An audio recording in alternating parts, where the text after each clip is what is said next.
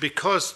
Scottish bills require, once passed, to have a month's lying time, I suppose you could call it in old practice,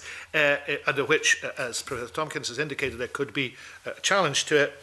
and then you add the period of royal assent. Working back from that, it would appear that this is the last possible moment. And therefore, and we have held off. I mean, I would say, we have restrained ourselves very much by saying we want to get a resolution through negotiation. And we've only, alongside our Welsh colleagues, only brought this to the respective chambers, where at the very last moment we felt that we could do so. And that's where we are. In terms of legislative consent, were we to bring forward a legislative consent motion, and the procedure is slightly different in Wales and Scotland, that would have to be done before the last amending stage of the bill, and that is report stage in the House of Lords. So that would require to be done sometime in the second half of April, certainly after Easter. But perhaps Graham might want to indicate the issues, and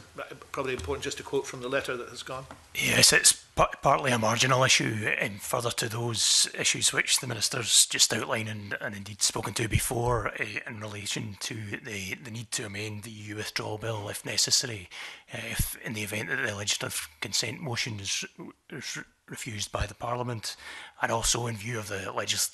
practical legislative work to prepare for Brexit that follows on, and which needs some kind of settled position between the two bills. But there's also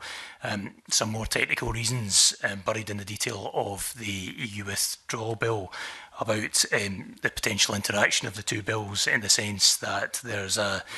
amendment in Schedule 3, it's paragraph 19(2)(b) of the EU withdrawal bill, which would amend the Scotland Act and which would make the EU withdrawal bill, if it's in due course passed into law, it would make that a protected enactment in terms of the Scotland Act, so it couldn't be amended or modified by an act of the Scottish Parliament, and that may come to have some bearing on the operation of the continuity bill. And for that reason, and also the timing issues that have been adverted to by the Minister, and I think by the witnesses that the committee heard earlier this morning, in terms of the timings, that's one of the other reasons for the urgency of bringing forward the bill at this pace.